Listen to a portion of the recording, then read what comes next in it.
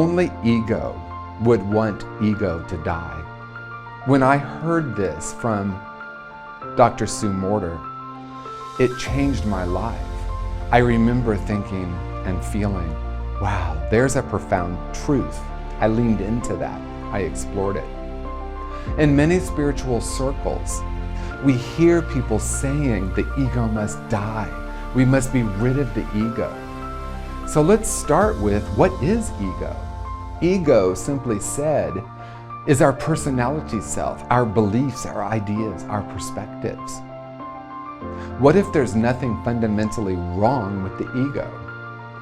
In my experience, the issue is when I believe I am my ego rather than I have an ego, is when issues start to happen. That's when we have conflict, literal war. This is mine.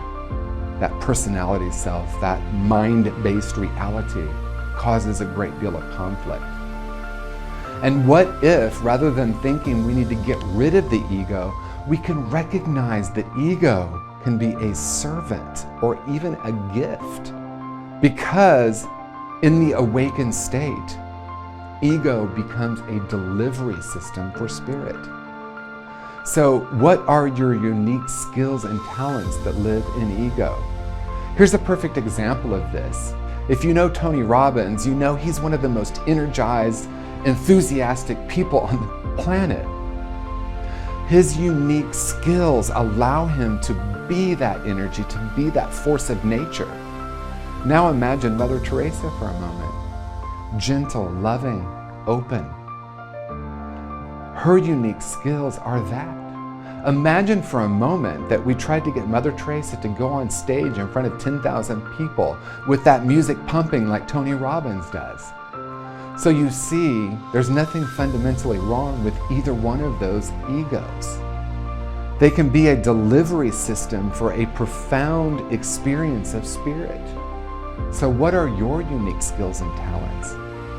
What if you were to recognize that you have an ego, you have opinions, you have a personality, but it's not who and what you are? So who are you?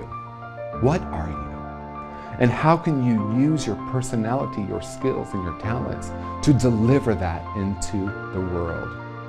To me, that is the greatest gift, knowing who I am and allowing my personality to bring that into the world, to make a profound difference on planet Earth.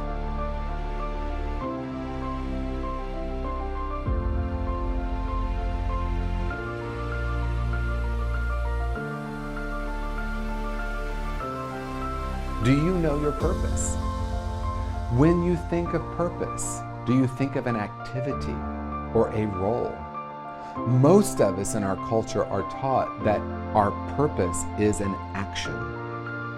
What if, rather than thinking our purpose is a role that we play or an activity that we do in the world, we could recognize that a deeper level of purpose is knowing ourselves, who and what we truly are, who we've come here to be rather than what we've come here to do.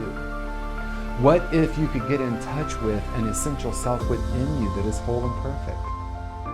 What if our purpose could be love? What if our purpose could be joy?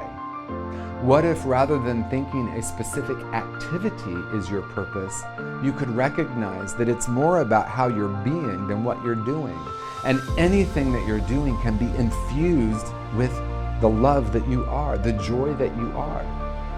In one workshop not long ago that I was facilitating, I asked people to get in touch with the most profound life-changing moment, the most positive transformational experience of their life.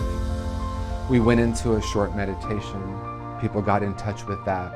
I invited them to write it down and then share with another person what that life-changing moment was. What was it about that life-changing moment that affected you in such a beautiful way? And then I asked, what if that is your purpose, to bring that to the world? In my own experience, I had a profound shift in consciousness when I was in Varanasi, India. The spiritual energy of that place, along with a lot of different factors, created this profound shift in my consciousness. Because this was so powerful for me, I recognized that my outer purpose was somehow linked to assisting others in having a profound spiritual experience.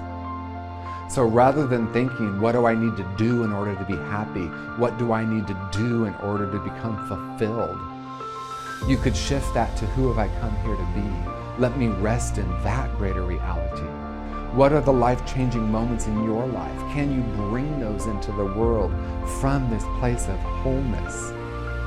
Many of us have a destination addiction. Once I get that degree, I'll be happy. Once I get the perfect partner, I can be happy. Truly living on purpose is knowing deeply who and what we are, and that we are the ones we've been waiting for. And it's not about what we need to get from the world in order to be happy. It's what we can offer from this place of spiritual wholeness.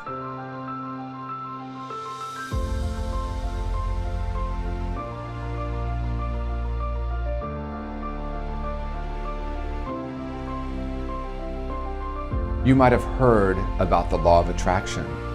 Maybe you've practiced it. Maybe you've tried it on. Perhaps you've gotten some really remarkable results from it. In my experience, when I discovered the law of attraction, I recognized that I could create many things in my life that I didn't understand were in my power to create. But what I also realized was this. I did the vision board. I put everything that I wanted to create. I held those thoughts. I knew I could manifest them. And quite frankly, I did manifest almost everything on the board.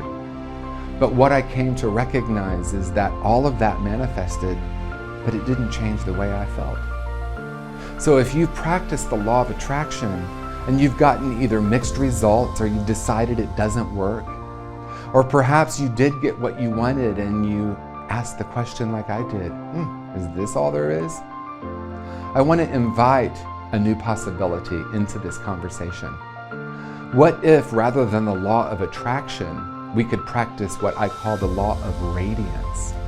So rather than thinking I need to change my thinking or the energy I'm holding so I will attract what I want, what if I could recognize that it's already within me? Love is who you are. Peace is who you are. You are a whole and perfect person. What might happen if we were to know that and begin to radiate that into the world? Do you hear how different that might be? When I shifted from the law of attraction to the law of radiance, everything in my life shifted. Because I recognized the greatest paradox. When I did the inner work of recognizing that everything I've ever desired is already within me, and I began to radiate that into the world, the paradox was suddenly all those things that I wanted to attract did show up, but in a profoundly different way. Because I knew I didn't need the perfect relationship in order to be whole. Wholeness is who I am. Radiating that wholeness, I found myself attracted to, rather than attracting, relationships that reflected back that wholeness. If you want more money in your life, rather than imagining money coming to you, can you radiate the frequency of abundance? I am so grateful for everything I have. I don't need anything from the world because I know who and what I am. It is an experiment that I invite you to try. Say to yourself, I am whole and perfect.